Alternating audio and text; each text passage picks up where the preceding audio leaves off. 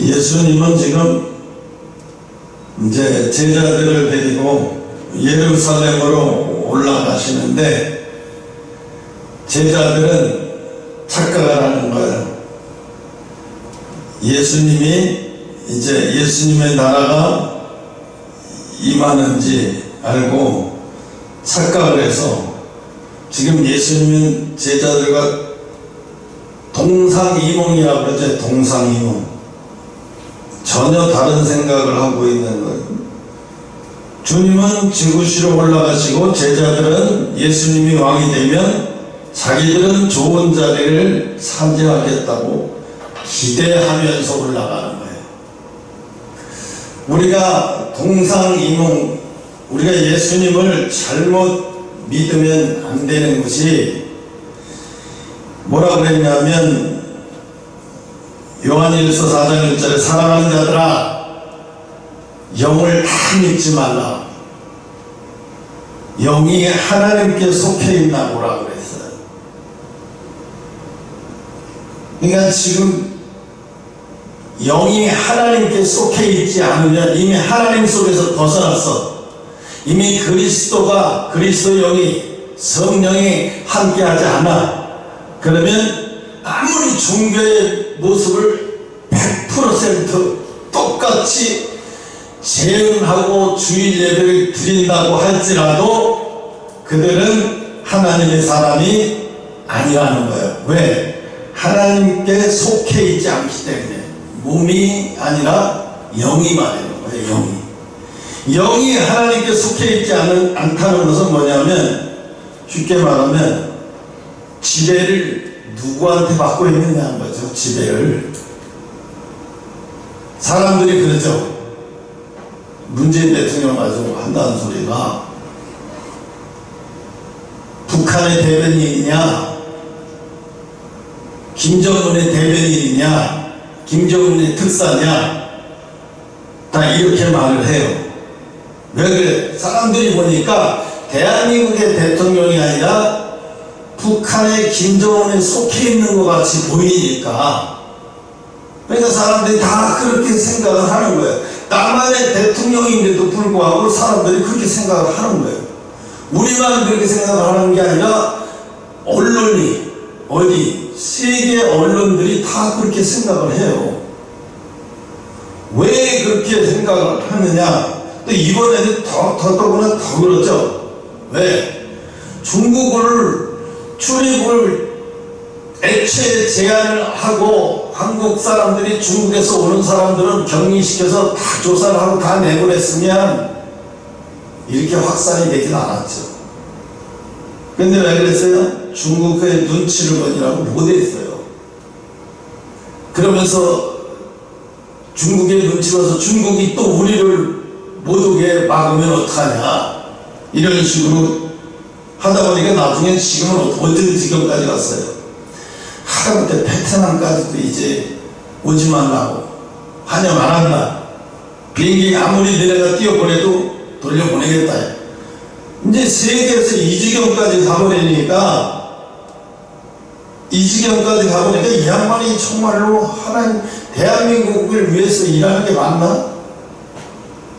정말로 이 질병을 차단하기 위해서 무슨 일을 도모하고 있는가 의심할 정도예요.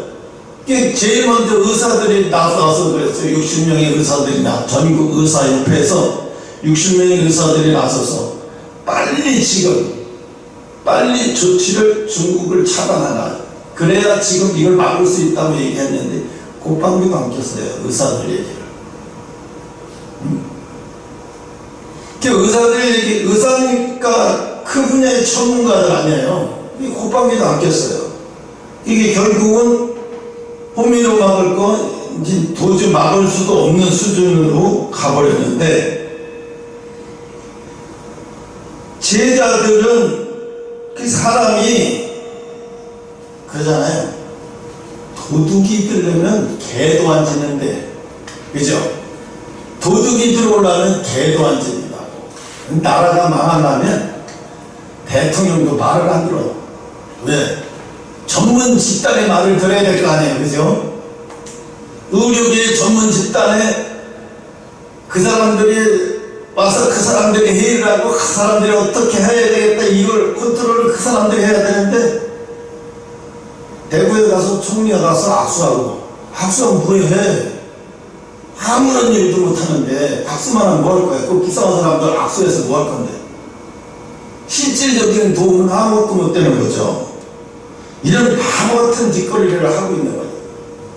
어떤 감정이 호소하려고 어떤 인간적인 감정을 갖다가 이런 어떤 인간적인 감정을 이렇게 유발시켜서 투표를 동의하고 투표를 해갖고 그걸 이용하듯이 결국은 그건 뭐냐면 이 병을 이거를 차단하려고 노력하는 사람들이 아니라 국민의 감정을 가지고 놀려고 하는 것밖에 안 보여요. 아니 이렇게 어리숙한 사람이 총리야? 와 바보 아니야 이거? 국민을 감정을 가지고 힘드는 그런 감정을 가지고 그걸 건드려서 가지고 놀라고 그러네? 이렇게 보이는 거예요. 그러니까 답답한 거예요. 오늘도 예수님은 죽으러 올라가시는데 제자들은 그 생각에 아니 이제 주님의 나라가 이제 임하면 그냥 막 그런 생각으로 제자들은 예수님이 왕이 되시면 자기들은 어떻게 하면 예수님 옆에서 어떤 자리를 내가 차지할까 어떤 자리를 내가 차지할까 온통 이런 기대를 가지고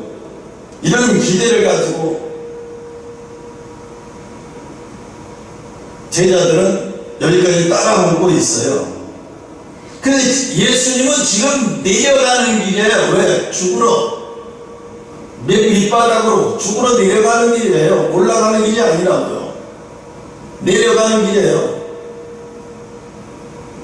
근데 지금 이게 국가의 정책을 하는 사람들이 지금 뭘 하고 있냐면 올라가는 길을 하고 있어요. 가서 불쌍한 사람 악수하고 악수하면 뭐 질병이 다 떠나가고 그 지역에 애꿎은 우환이 다 빠져나가?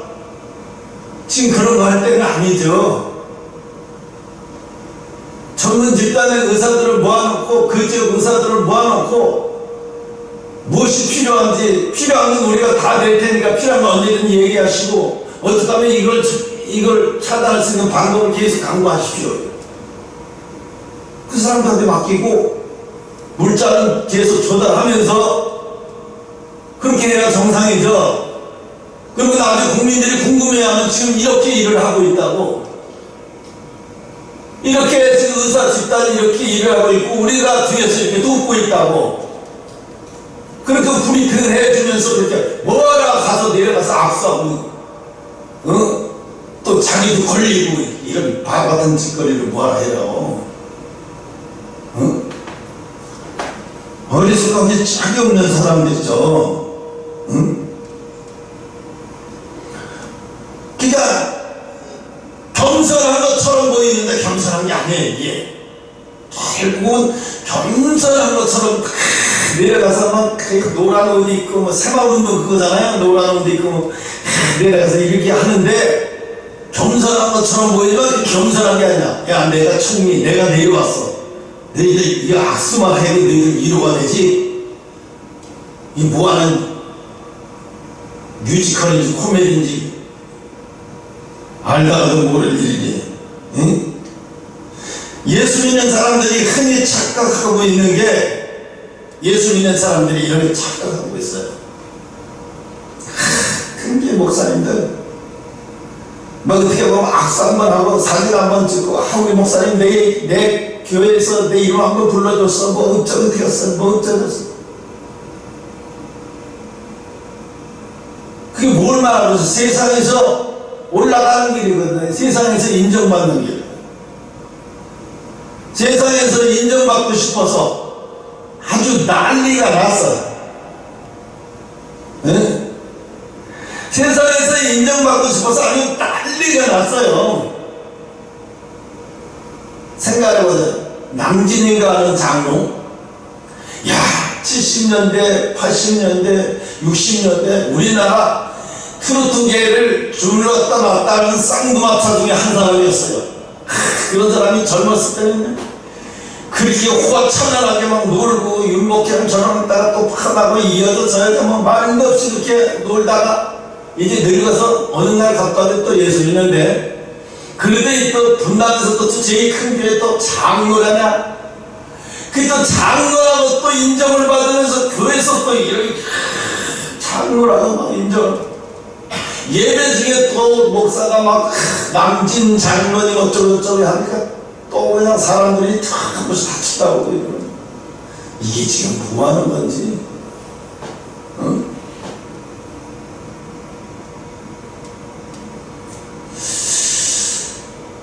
글쎄, 나 같으면 모르겠지만 적어도 그런 사람은 교회 와서 장로되기 힘들어요. 예, 세상에서 그렇게까지 높이 올라갔던 사람이 교회까지 와서 다시 또 높이 올라간다는 건, 이건 해서는 안 되는 얘기예요. 이건 해서는 안 되는 얘기예요. 왜 해서는 안 되냐? 교인들이, 어린 신앙 성도들이 잘못 알아 오해를 하게 돼. 잘못 알아 오해를 하게 되는 거예요. 아, 교회 와서 저렇게 또 높임 받고 막, 응? 그럴 때마다 또 갈 데마다 또 간정을 했었는데, 막 서로 모시 올라고 막 난리야. 막 뚝방스럽게 하는데 보니까 태진아 가수 초청 무슨 집회 이렇게 해가지고 막 선물도 준다고 막 늘려주시더라고요. 그것을 보면서 내가 생각을 해요. 그런 생각을 했어요. 저게 박무대하고 뭐가 달라? 찌사시 돌리고 사람들 부킹 최고라고 하면서 돌아다니면서 사이클을 막 하고 떠들고 다니는 사람들하고 뭐가 달라? 연예인들 이용해서 모이게 해가지고 피해든지 모이게 해서 쇼를 하고 뭐가 달라요? 그렇게 해서 살림이 좀 나아지면 그게 하나님의 역사인가요? 그건 하나님의 역사라고 생각하고, 그 양반 왔다 가고 나서 우리 돈 엄청나게, 한 대진 양반 왔다 가면 돈 천만 이상 줘야 돼요. 왔다 가면 1억을 썼네 그러면서 뭐 사람들이 또 막 덕분에 많이 왔다가 난리 치는데, 그 그리스도를 보고 온 게 아니죠. 응?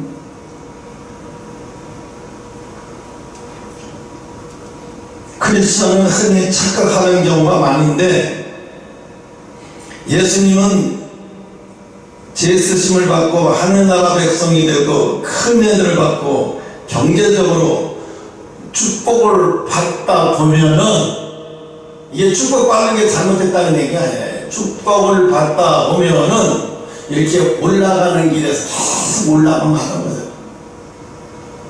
계속 올라가는 길에서만 머무는 거예요. 올라갈수록 하나님하고 멀어진다는 사실을 모르는 거예요. 응?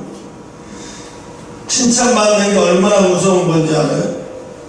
잘 격려가 되는 사람한테는 칭찬이 보약이지만, 칭찬이 그 사람이 자꾸 올라가는데 칭찬이 나면 그 사람은 칭찬이 독약이 되는 거예요. 말 그대로 독약이 되는 거예요. 응? 기도 얼마나, 이번에도 얼마나 그 법무장관 바뀌고 나서 난리가 아니야. 왜? 잘 보이려고 왜 그냥 쇼를 다 하고 난리도 6.25 때 난리 저리 가라네. 누구 난리는 난리, 6.25 때 난리도 아니야. 참, 한 나라의 여자가 법무장관 되더니 저렇게 달라지는구나.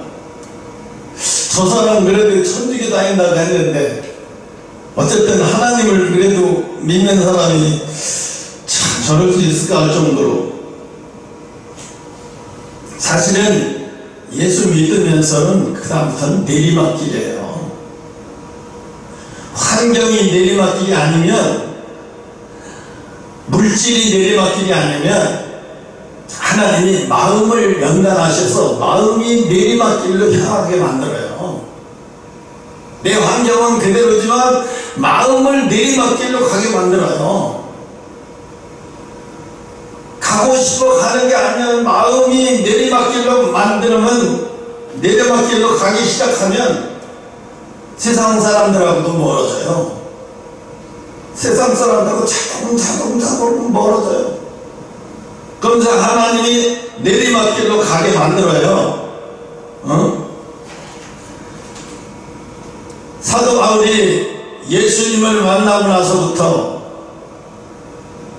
3년 동안 아라비아 광야로 들어가서 뭘 했는지는 아무도 몰라요. 3년 동안 하나님만 바라보면서 그 속에서 엄청난 연단을 받고, 그러면서 사도 바울이 그래서 내가 몸 안에 있었는지 몸 밖에 있었는지, 자기라고 얘기할 때는 내가 아는 그 누가 있었는데 그는 몸 안에 있었는지 몸 밖에 있었는지 막 이래요. 자기를 나타내지 않으면서. 쉽게 말하면 천국에 갔었다는 얘기지.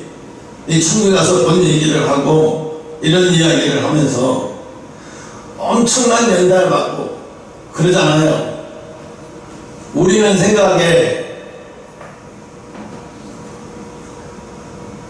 큰 교회 목사님들이 설교하는 그게 다 옳고 그게 다 맞는 얘기라고 생각하는데, 베드로가 제자 중에서는 최고 수제자가 바로 베드로예요. 예수님이 마지막 때 그 인정하신 게 바로 베드로인데, 근데 베드로가 어떻게 돼요? 베드로가 예수님이 계실 때도 사도 바울은 알지도 못했고 바울은 인정도 안 했어요. 그랬던 바울이 예수 믿고 제자의 틈에 어떻게 간신히 껴서 들어갔는데, 어느 날 갑자기 베드로가 하는 행동을 보더니 그 자리에서 막 다른 사람이 있건 없건 간에 그 사람의 체면이 어떻게 됐든 간에 이 개봐야 네가 어쩌요 그렇게 하는데 사람들을 시험하게 만드냐, 그러면서 야단을 치죠. 엄청나게 무섭게 야단을 쳐요. 왜 그래? 아니 자기가 딱 들어가니까 다른 사람들하고 막 음식을 먹고 있다가 베드로가 딱 들어가니까, 아니 바울이 딱 들어가니까 안 먹은 척하는 거예요. 왜 그래? 할례 받지 않은 자들하고 밥을 먹고 있으니까 들킬까봐 사람들이 오해하는 거예요. 할례 받은 거와 할례 받지 않은 거예요. 오해를 받게 만드는, 오해받는 행동을 하는 거예요. 오해받을 행동을. 그래서 바울이 야단을 치죠. 이제 예수 안에서는 할례나 무할례나 아무 상관이 없다고. 그래, 할례 받은 거나 할례 안 받은 거나 아무 상관이 없다. 예수 안에서는. 응? 그 할례는 아무 의미가 없다고 야단을 치면서 왜 미혹들게 하느냐 하면서 엄청나게 혼을 내보내요.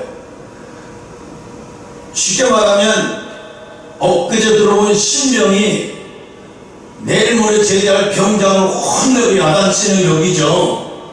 그죠? 그렇게 야단을 막 야단을 쳐도 또 그게 맞으니까 베드로는 그 꾸중을 다 들어요.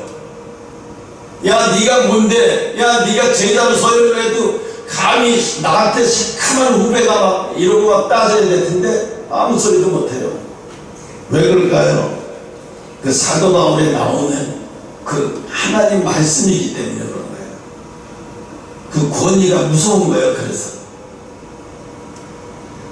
지금 사람들이 권위 무서워하지도 않고, 아니 뭐또 무서워하는 게 없어요. 지금의 사람들은, 지금의 이 대한민국 실정의 사람들은 무서워하는 게 없어요. 낮은 자를 짓밟아도 무서워할 줄 모르고, 남에게 악한 짓을 저질러도 무서워할 줄 모르고, 그냥 정치하는 사람들은 나라의 100년을 4개를 내다보고 정치하는 것이 아니라 자기 있는 동안에 막 퍼주고 막 해도 자기 물러나면 아무 상관없다는 식으로 이렇게 정치를, 이게 얼마나 악한 거예요. 이게 얼마나 나쁜 거예요. 내가 있는 동안만 나 좋은 소리 듣고 나 있는 동안 국민들의 지지 다 받고, 나 있는 동안에 내가 대한민국의 곳간이라는 곳간에 있는 것은 다 퍼다 없애버립니다. 응? 나 떠난 다음에 내가 곳간이 비든지 말든지 내가 그게 무슨 상관이야? 얘기 들어보니까 뭐 올해만 해도 작년에만 해도 빚이 80조가 더 늘었다고, 국가 빚이, 부채가. 응?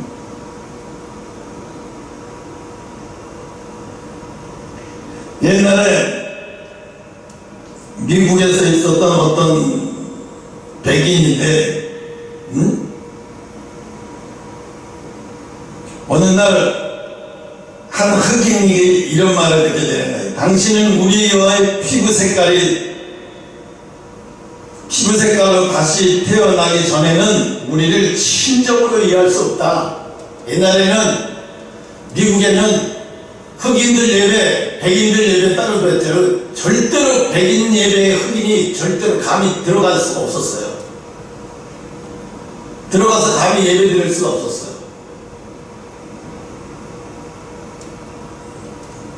그래서 이 흑인이 백인한테 이제 그런 얘기를 한 거예요. 당신이 아무리 신앙이 좋고 뭐가 좋아도 우리를 진정으로 이해할 수 없다고.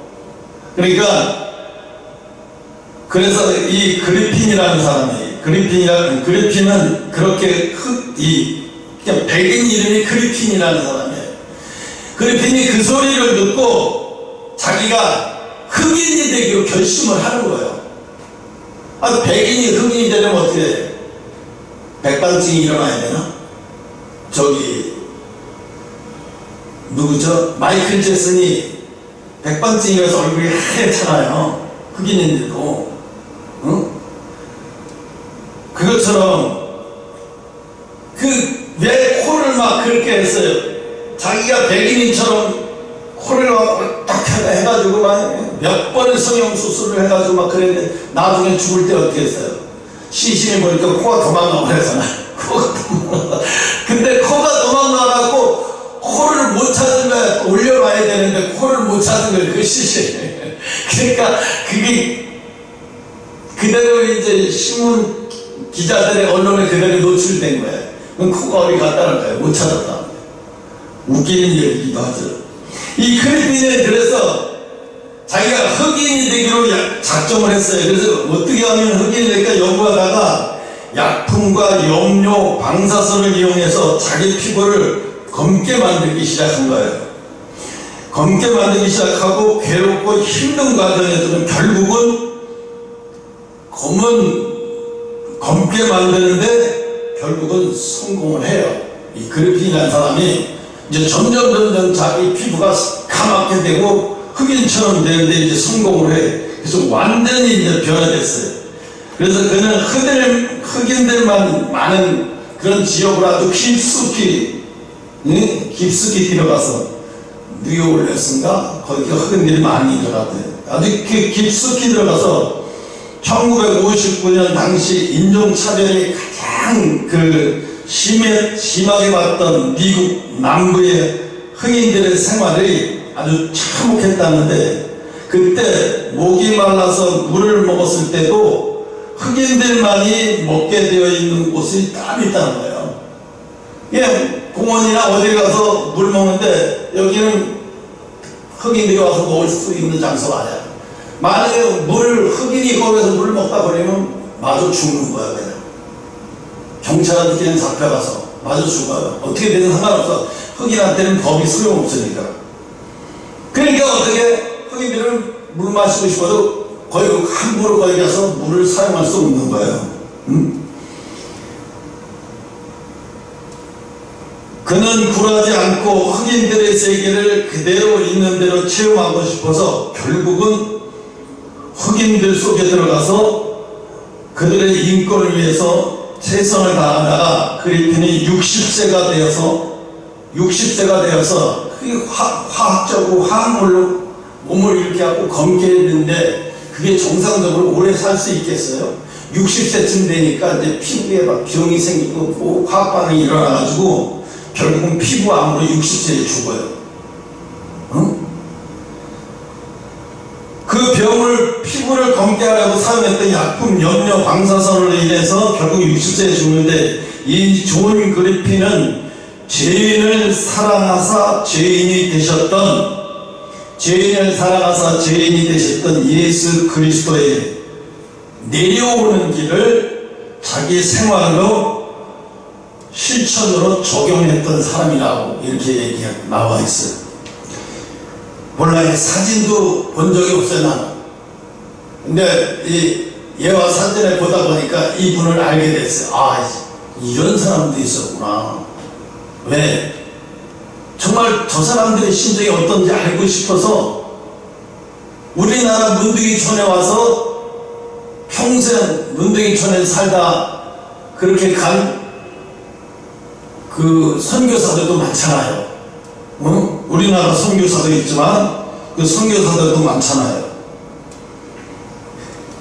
예수님은 똑같은 거예요. 어떻게 하나님이 인간의 모습으로 오셔서, 그 오시면 신이 인간의 모습으로 오시면 안 되는 건데, 그 신이 인간으로 오시면 여러 가지 부작용이 생기고 이건 될 수 없는 일이고 이건 안 되는 일임에도 불구하고 하나님은 자신이 그렇게 하실 수밖에 없어요.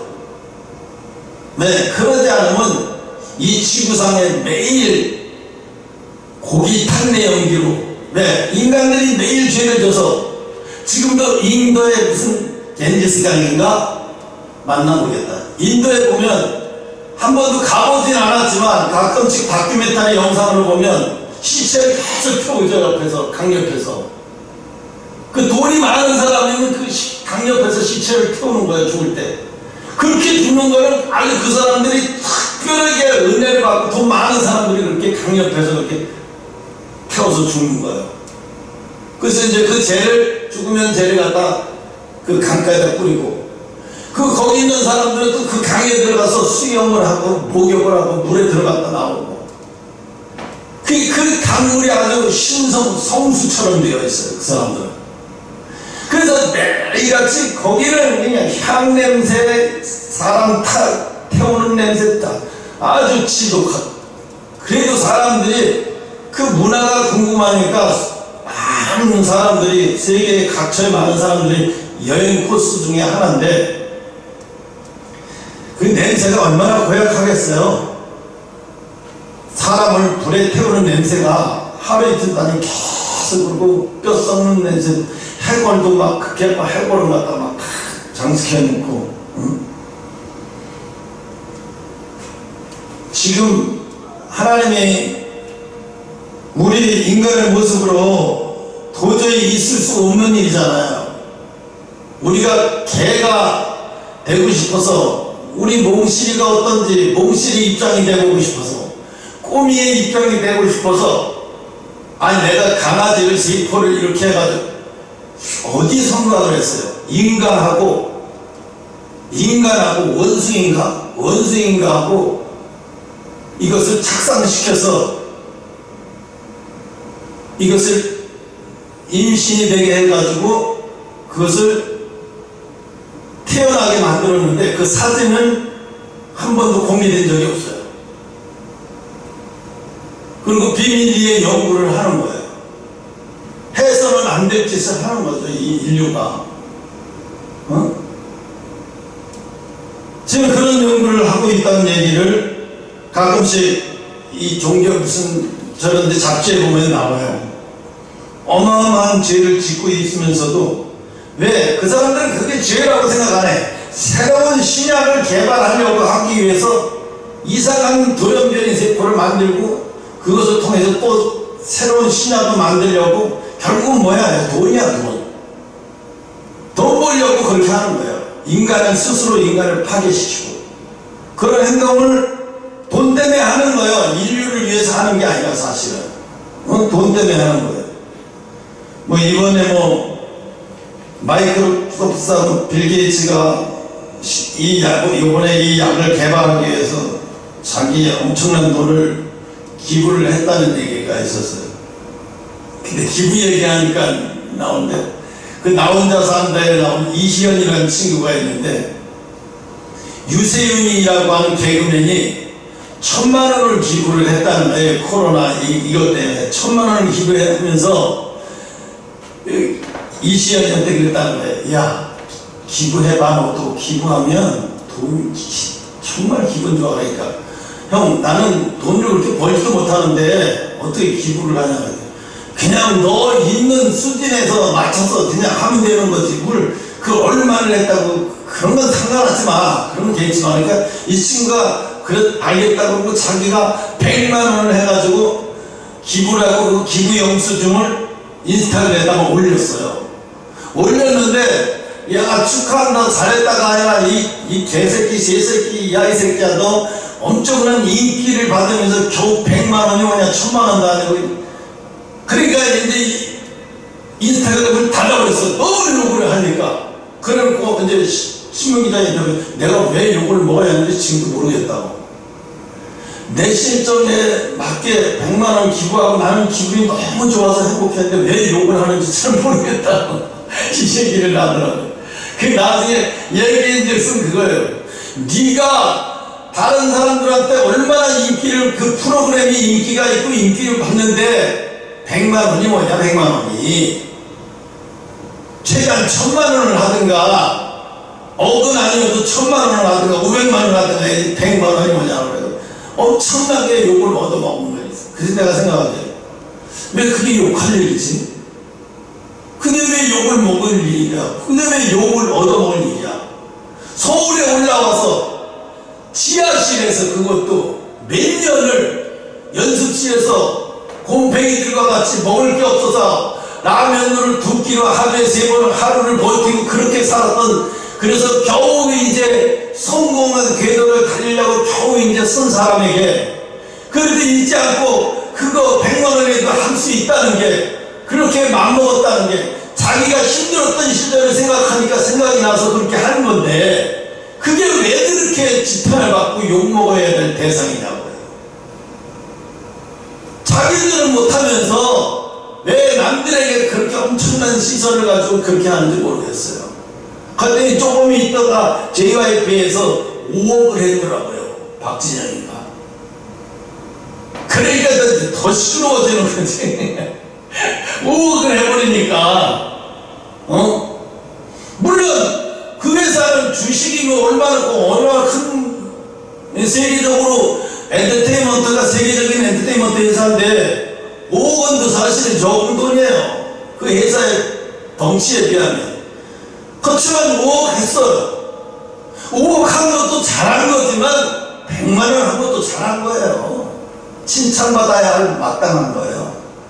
근데 왜 그렇게 비난을 하는지 어디가 그런 너희들은 얼마나 하느냐. 그런 너희들은 얼마나 하느냐.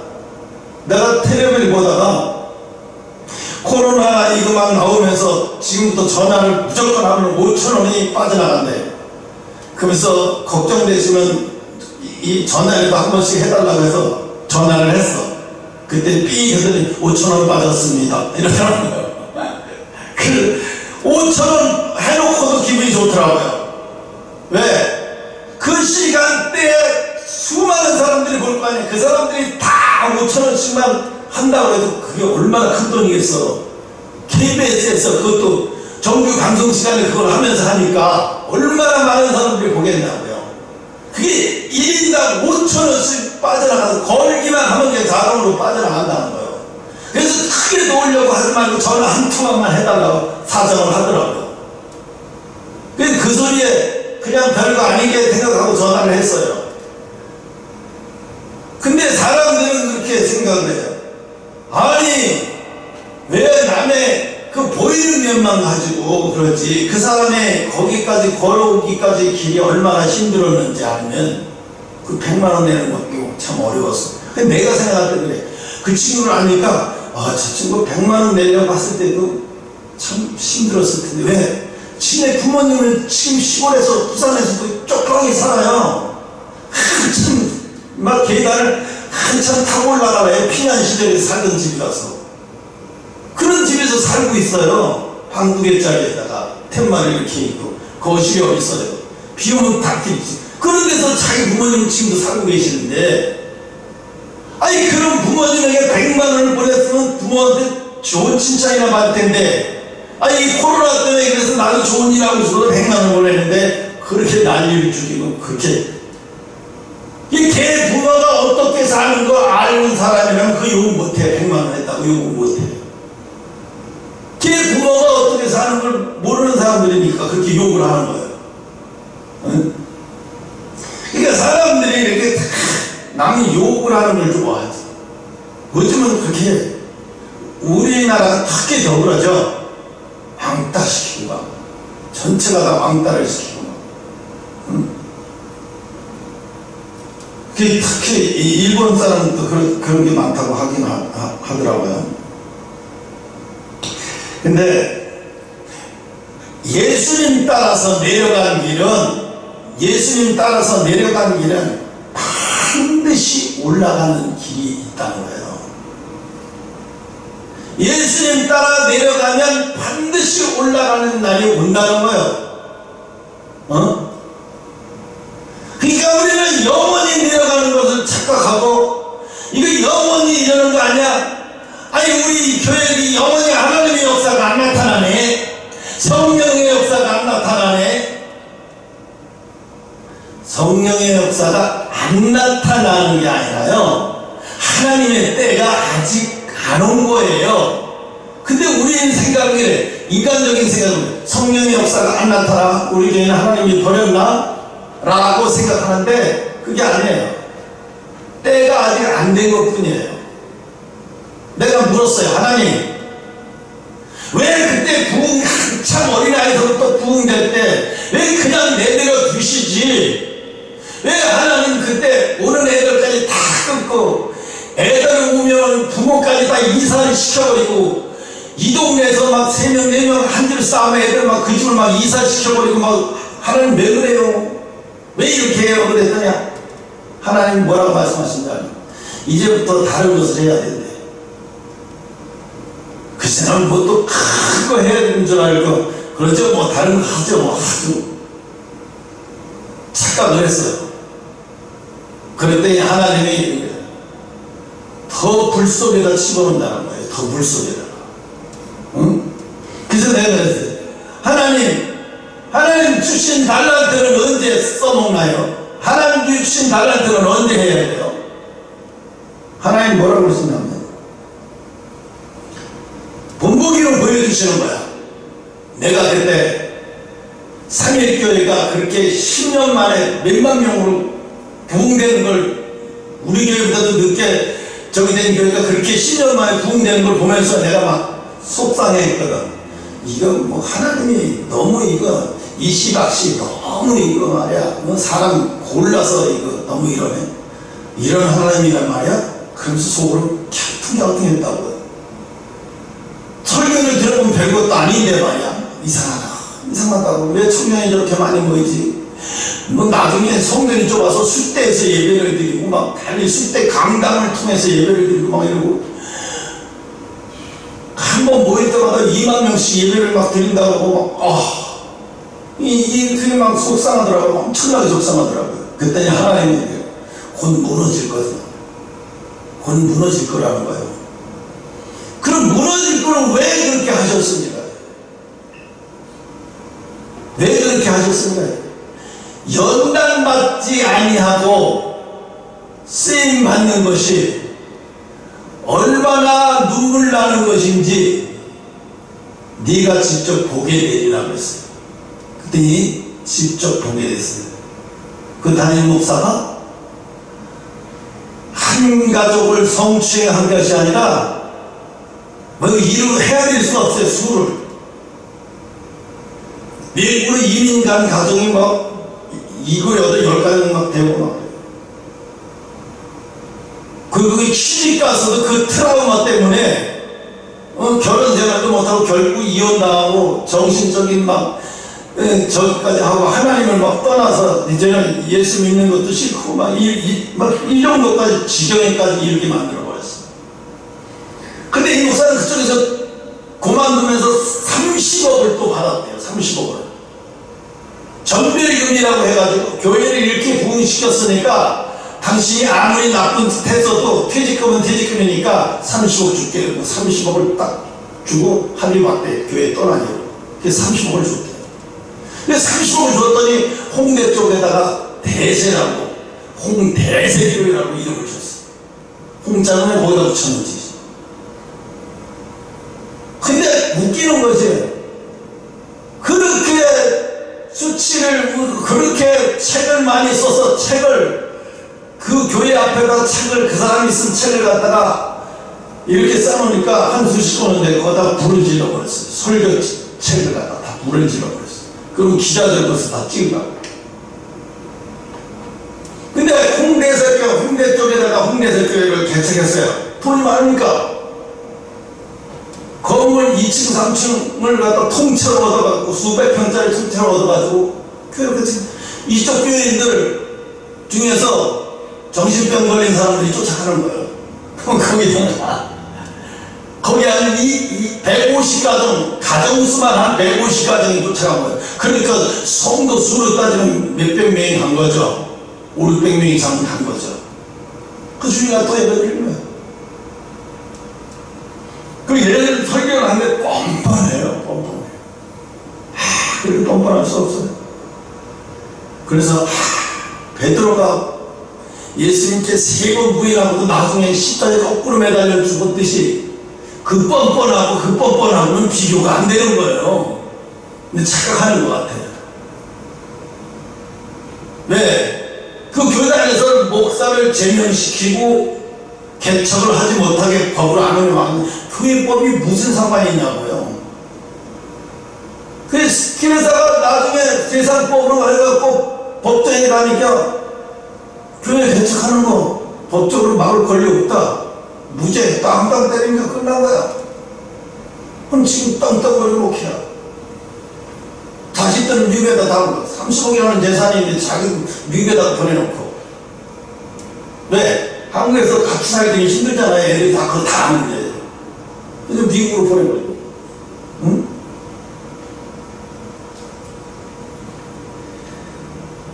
결국은 하나님이 뭐라고 하냐면 쓰다가 버림받는 게 너는 좋으냐?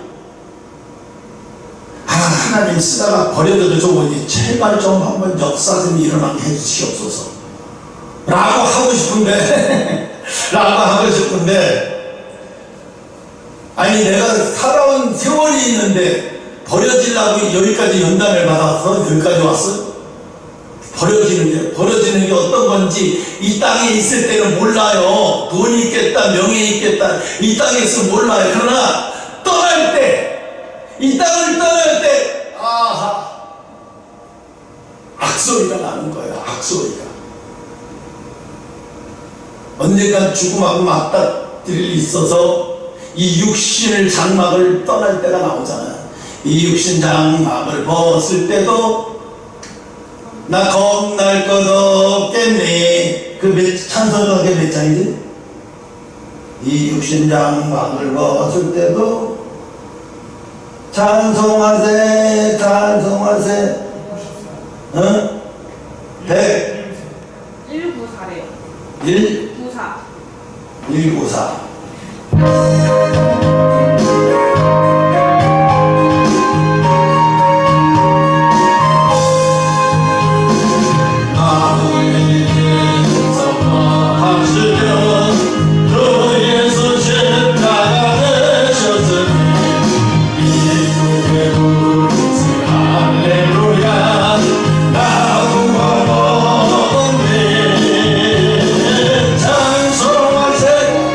찬송하세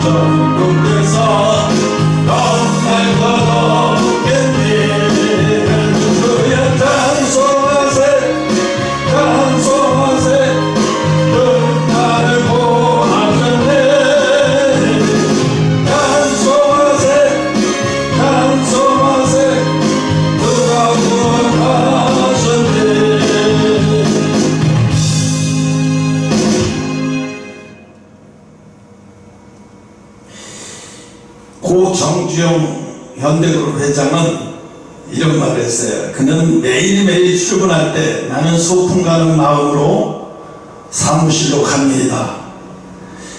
큰 기업에 매일 문제가 발생하지만 그는 기쁘게 감당했다고 했어요. 마치 소풍 가는 아이처럼 기쁘게 감당했다. 형국이 이런 얘기 잘 들어야 돼. 아이고, 또 내일 아침 또 우리 아버지 내가 그냥 대학 계속 가서 그냥 다른 일 갔으면 내가 이 고통 안 받을 건데 그런 생각할 수 있어요. 그런데 이 정주영 회장 같은 사람 봐요. 왜? 매일같이 행사에 가면 어느 정도냐면 자기가 자기의 아들을 일 처리 제대로 못한다고 구두발로 차버리고 다른 사람을 그 자리에다 앉히고 자기 아들을 밑에 가서 공장에 가서 다시 배우라고. 넌 밑에 저 공장의 자동차 밑에 소품 만드는 것도 다시 내려가서 배워. 그럼 공장으로 내려보낸 사람이 누구냐? 기아자동차, 기아현대자동차 그룹 회장. 그분이 그랬어요. 그래서 그분이 자동차라면 웬만한 엔지니어보다도 더 잘하는 거예요. 회장이. 어떻게 그럴 수 있어요? 기초 따지면 아버지한테 부사에 맞았으니까 자기는 경영이라는 걸 이제 글렀다 생각하고 밑에서부터 출전을 배운 거죠. 이런 뭐 나사 보도 하나서부터까지도. 근데 그게 오늘날 어떻게 됐어요? 자동차를 최고로 만드는 경영수 자리에 가 있어요. 그 사람이 아니었으면 만약에 현대가에 누가 그 자리에 갔을까라는 생각을 해봤어요. 이 큰 기업이 매일 발생하는 문제지만 그런 기쁘게 감당해서 마치 소풍 가는 아이처럼 기쁘게 감당했다고 했어요. 여러분, 우리 교회가 지금 이렇게 작은데도 뭐 큰일이 없어서 뭐 목사님은 별 생각 없겠지만 아이고 그래도 힘들어. 그래도 근데 만약에 커지면 좋겠죠. 부흥회로 커지면 좋겠지만 커지면 큰 사이즈대로 고통도 사이즈가 커지는 거예요. 예배 드릴 때 수많은 사람이 와서 예배를 드리면 고통의 사이즈는 더 커져요. 똑같아요. 힘든 건 마찬가지야 이 소리야. 어? 고통의 사이즈가 사라져가는 건 아니라는 얘기죠. 응? 성도는 오늘 힘차게 살아가려고 하지만 오늘 현실은 그렇지 않고 고난이 많아요. 그러나 부활의 영광, 부활의 새 아침을 바라보며 어떤 고난도 견딜 수 있다고 생각해내야 돼요. 오늘도 하루를 견뎌내자. 오늘도 하루를 견뎌내가 살아있으니까 이렇게 견디는 고통을 맛보는 거야. 죽으면 이런 고통 맛볼 수 있어요? 살아있으니까 이 견디는 고통을 맛보는 거예요. 응? 형제 해변대에서 맨 처음에 가기 전에 포항에서 호텔에서 왕빵 갈 때가 참 그때는 정말 담배 한 대 있으면 빨아보고 싶었죠. 그죠? 너무 불안하고 초조하고 우리 목사님 왜 나보고 해변대를 가라고 해가지고 이랬는데 막상 부딪혀서 하고 그 훈련이 다 끝나고 나니까 정말로 수료식 때 내가 가보진 않았지만 아마 자기 자신이 뿌듯해질 거야. 아, 나도 이제 어디 가서 이제 해병대라고 말할 수 있는 사람들이구나. 왜? 육신의 이 훈련소도 그것을 고난을 극복하고 나면 영원한 동지가 되어서 아니 노인네끼리 또 해병대 가면 불러서 야 인마 너 해병대 몇 기야? 아이고 애기네. 나도 해병대 할아버지 인사해봐 인마. 아, 뚝방이 있다 보면 그런 할아버지들 많아요.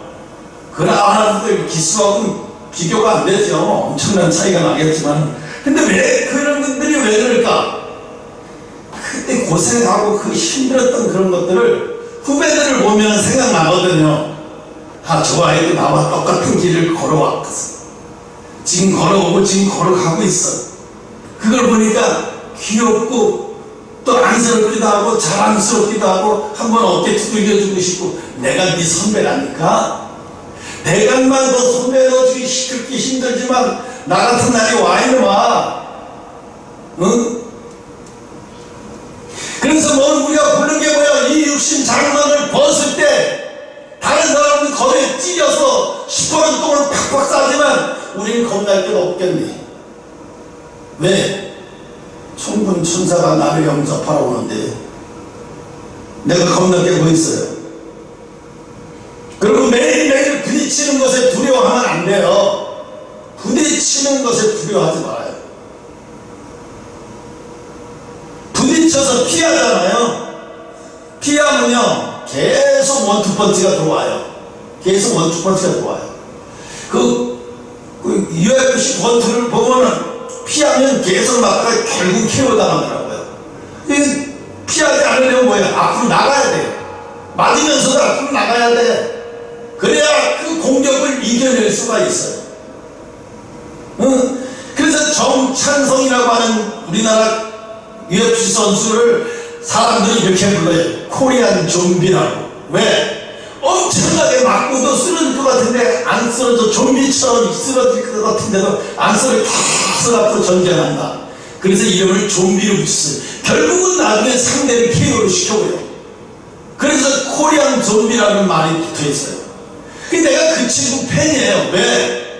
그 친구가 인생이 나이 또래밖에 안 되는데 왜 좋아하느냐? 그 친구가 맞는데도 확실하게 맞으면서 끝까지 들어갔다가 상대 허점을 봐요. 맞으면서도. 그런데 허점 보이면 그 허점을 여지없이 그 허점을 명중시키면 상대가 KO 당하는 거예요. 그 친구가 그러더라고요. 나는 무대에 올라가서 딴 생각 안 한다. 오직 가족만 생각하면 내가 이길 수 있다는 생각합니다. 아이들 둘의 아빠잖아요. 오리 링에 올랐으면 내가 쓰러지면 우리 가족은 끝난다 생각을 하니까 그것보다도 정말로 센 훈련은 없죠. 내가 쓰러지면 우리 가족은 뭐가 돼? 우리 가족이 다 텔레비에서 보고 있을 텐데 야 어떻게 이겨도 멋있게 이겨야 되지. 그러니까 이번에 뭐 눈 수술했다고 하더라고요. 한쪽 눈이 잘못돼가지고. 지난번에 연속해서 KO를 이겼잖아요. 우리는 부활을 믿는 사람들이에요. 죽을 것 같지만 하나님이 죽게 내려주지 않아요. 형이 잘 알아. 죽을 것 같지만 하나님이 죽게 내려주지 않아. 그럼 어떻게 해? 어떻게 내가 큰 그릇일 때 자꾸 부딪혀서 내가 죽어가야 돼. 내 자아가 죽어가는 거야. 내 성질도 죽어가고 내 자아도 죽어가고 그러다 보면 어떻게 해? 참는 게 이제 참는데 훈련이 있어요. 참는. 여러분 이게 있어요. 권투 선수들이 잘하는 거는 매를 맞으면서 참는 걸 잘해야 돼요. 운동선수들이 못한 게 운동선수들이 중간에 잘못되는 경우가 뭐가 있냐면 돈을 많이 벌면 정도를 벌어야 되는데 참지를 못해. 그 돈 쓰고 싶어서. 외제차 사죠? 술을 마음껏 먹고 처음엔 대리기사 부르다가 나중에는 이제 대리비도 아까워서 자기가 내가 해야지 그러고 자기가 운전을 해. 그러다가 사고 나서 인생을 망친 게 강경모의 그 친구. 안 그러면 지금 한 1000만 달러를 받고 미국에서 할 텐데 지금 어느 구단도 데려가는 구단이 없어서 지금 스토브리그도 다 끝났어요. 지금 이제 시범 경기 한 달 해야 되는데 개인 훈련만 하고 있어요. 데려가는 사람이 없어서. 아무도 안 데려가 관심 없어. 왜? 그가 실력이 없어서 관심 없는 게 아니라 사회에 모험이 되질 않으니까 이 친구 구단에 데리고 와봐도 팬들이 사랑받지 않아. 그러면 소용없어요. 야구 선수는 아무리 야구 잘해도 팬들에게 사랑받지 못하면 이거 끝나. 왜? 팬이 와야 돈이 되는 거거든. 팬이 와야 돈이 되거든요. 그러니까 아무리 잘해도 팬이 안 오면 소용없는 거예요. 영국에 있는 그 손흥민이가 잘하는 게 있어요. 꼭 경기 끝나면 일부러 돌아요. 부모님하고 같이 온 꼬마를 찾아요. 그래서 그 아이에게 가서 자기 똥을 다 벗어서 주고 자기는 맨몸으로 가요. 근데 그 아이가 뭐라고 써놨네. 손흥민 선수 사랑해요. 당신의 옷을 갖고 싶습니다. 제 소원에 꼭 들어주세요. 이렇게 편만 이렇게 써서 들고 있는 거야. 얘가 그거를 90분 동안 내내 뛰면서 그게 눈에 들어오는데 그냥 지나갈 수가 없는 거야. 그래서 가서 그걸 해주니까 인기가 막 더 올라가는 거야. 더 올라가는 거야. 왜? 축구도 잘하지만 아이들을 배려하는 인품이 너무 좋다는 거야. 인기가 더 많아지는 거야. 걔보다도 잘하는 스타가 더 많은데도 더 막 난리 치는 거야. 왜? 빨리 팔이 부러져갖고 우리나라에 들어왔다가 지금 코로나 때 빨리 수술하고 빨리 갔는데 영국에서 난리야. 빨리 오라고. 응? 왜 그래? 인성이 좋으니까 팬이 많아지는 거예요. 그래서 실수를 해도 팬들이 막 더 좋아요. 실수해도 더 좋아요. 응? 오늘 고난이 무서운 게 아까 얘기했잖아요. 여러분 위로를 그 대신 힘들고 어렵고 고통스럽지만 기도해서 위로를 받아요. 기도를 통해서 위로를 받아요. 하나님이 말씀하시는 걸 통해서 들어요. 주변을 통해서 하나님이 왜 이렇게 하시는가를 깨달게 돼요. 그럼 그게 엄청난 위로가 돼요. 위로가 쌓이면요 웬만한 고난의 축에 들지 않아요. 웬만한 힘든 일은 그냥 넘어가져요. 왜? 단단해지니까.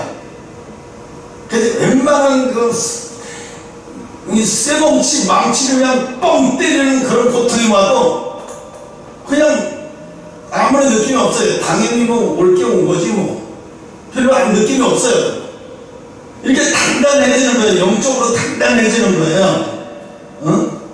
영적으로 단단해져야 하나님이 무슨 일이든지 하나님이 주어질 때 하나님이 주실 때 할 수 있게 돼요.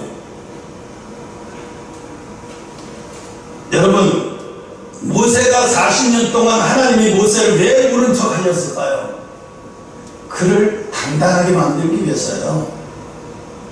하나님이 없이 네가 한번 견뎌내봐라. 나 없이 네가 한번 40년 동안 견뎌내봐라.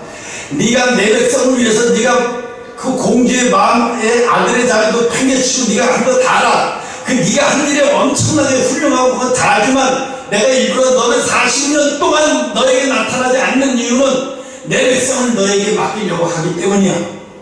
너는 아마 그 일을 모를 거야. 모세는 아마 40년 동안 목동 생활을 하면서 하나님이 나를 지도자로서 내 백성 200만 명을 이끌기 위해서 지금 훈련하고 있다는 그 사실을 모세는 꿈에도 몰랐을 거예요. 근데 하나님은 이제 때가 되니까 모세를 부르시죠. 모세야, 모세야. 모세가 화가 나서 그러죠. 나는 여호와가 누군지 잘 모른다고. 그 소리는 진짜 하나님이 누군지 모른다는 얘기가 아니라 나 화가 나빠 이거예요. 왜 이제야 나타나시느냐 이거예요. 나를 모르고 이러시냐고. 쉽게 말하면 그 소리예요. 너무 화가 나서 하나님 앞에 삐짐의 행동을 하는 거예요. 나도 그랬어요. 삐져서 너무 화가 나서 저 화장실에서 돗자리 깔고 아무것도 안 입고 뜬 누워서 하나님 날 데려가라고. 정말로 하나님 날 데려가라고 막 화가 나가고 막 일을 하면서 박박 소리 질렀어요. 그러고 눈을 감고 이렇게 엎드렸는데 비몽사몽하네. 갑자기 저쪽 벽에서 뻥 뚫리는 거 그냥 어마어마한 불같이 사람 그 속에서 사람이 있는 것 같은 막 움직이면 막 지금도 생각하면 아주 오금이 다 저래요. 응? 그래서 여러분 내가 내려갈 때도 쉽게 내려가는 게 아니라 담대해져서 내려가서 훈련 받고 내려가서 죽다 보면 사람이 죽고자 하면 살 것이요. 내가 죽고자 할 때 두려움이 사라져요. 내가 좀 내 힘으로 살아보겠다고 하면 두려움 절대 안 사라져요. 에이씨, 죽으려면 죽지. 그래, 차라리 날 감옥으로 보내라. 이렇게 되면 두려움이 싹 사라져요.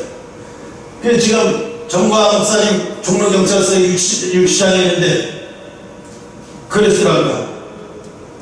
옥중 편지 몇 번씩 이렇게 보내면서 나는 지금 여기서 편안하게 있으면서 오가는 경찰서 순경들 하나씩 붙잡고 복음 전하는 시간이래. 응? 나는 편안하니까 염려하지 마시라고. 누가 나를 죽이려고 할 것도 아니고 내가 옥에 들어왔다고 해서 뭐 내일 아침에 갑자기 옛날처럼 알렉산더 대왕 앞에 가서 끌려가서 죽을 일도 아니고 걱정하지 말라고. 그냥 유치장에 들어왔을 뿐인데 뭐 이렇게 밖에서 울고불고 다 그 과잉 충성이요. 유치장에 들어가서 절대 죽지 않아요. 안 죽어요. 그 우리 일도 아니고요. 응? 차라리 집에 들어가서 금식을 하는 게 낫지. 길에서 이제 그런 추태 부리는 것보다 그게 훨씬 나서. 그래서 사랑하는 자들아, 영을 다 믿지 말고 영이 하나님께 속해 있나 보라. 항상 자기를 보는 거예요. 내가 하나님께 오늘도 속해 있어. 하나님께 속해. 하나님께 떨어져 있진 않나. 하나님하고 멀어질 때가 언제냐? 내 생각이 강해질 때야. 내 생각에 사로잡히면 그 다음부터는 혈기가 막 왕성해져요. 내 생각에 사로잡히면 혈기가 막 왕성해지고, 하나님의 생각에 사로잡히면 별로 큰 막 화나는 일도 꾸역꾸역 참아내져요. 꾸역꾸역 참아내지고 꾸역꾸역 견뎌지는 거예요.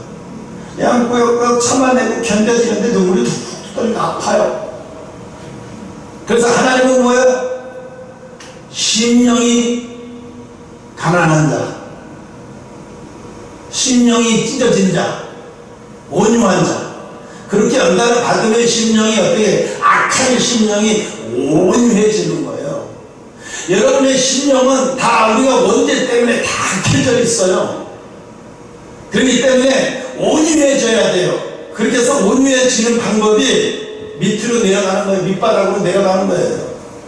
그래서 지금 우리는 있는 대로 밑바닥으로 내려가져 있으니까 우리 목사님을 봐도, 우리 교회를 봐도 비전이 없어져 보이는 거예요. 꿈도 없어져 보이고, 뭐 그냥 이러다가 끝난 것 같이 보이고. 왜 그래? 하나님이 여전히, 그분이 여전히 계시고 있는데 왜 그래? 내 속에서 내가 져서 그래요. 내 속에서 내 생각에 팍 사로잡혀 있어서, 성령이 주는 생각에 사로잡혀 있는 내가 환경이 변하지 않아도 늘 기쁨으로 사로잡혀서 사는데, 그죠? 어느 날은 찬송가가 수술하고 은혜에 사로잡히고, 어느 날은 찬송가 듣기도 싫어지고 막 이럴 때일수록 더 찬송가를 들어버려야 돼. 네. 그럴 때일수록 더 찬송가를 듣고 더 막 하나님 앞에 신령한 은혜를 받으려고 더 애를 써야 돼요. 그냥 내비를 두면, 이 마음을 내가 생각하는 대로 내비를 두면 안 돼요. 망나니가 되어버리는 거예요. 잘 다스려야 되죠. 응? 그렇게 나중에 성령이 내 마음을 다스리기 시작하게 되면은, 그 수준까지 돼버리면은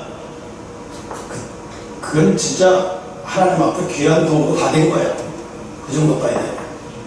이렇게 설교하는 저도 아직 그 정도까지는 안 됐어요. 그러니까 하나님이 다 왔다는 소리만 하는데 이제 곧 쓰겠다는 소리는 아직 안 하셨어요. 그런 거 보면 아직 더 훈련이 필요하긴 한 것 같아요.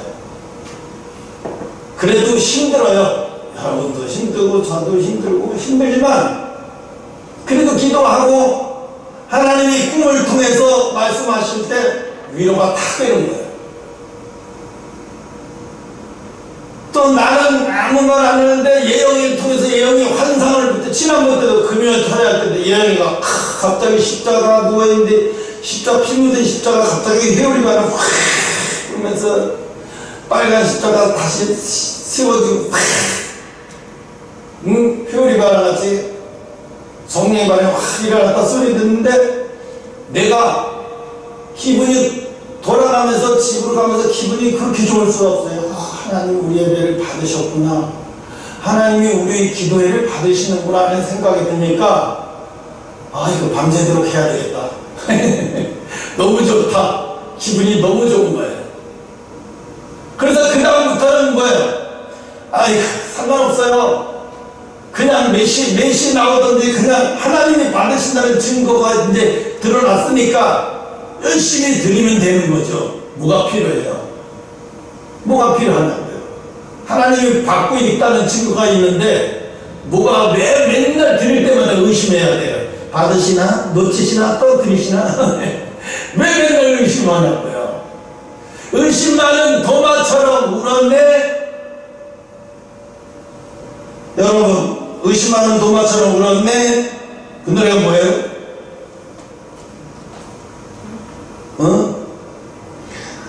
의심 많은 도마처럼 울었네. 내가 주를 처음 만났나. 이제 됐어요. 시간도 됐고. 너무 늦게 알려줘서 그냥 됐어. 그러니까 여러분, 하나님을 의심하지 말아요. 한 번 만난 걸로 기억하고 두고두고 자꾸 꺼내서 그때를 기억해요.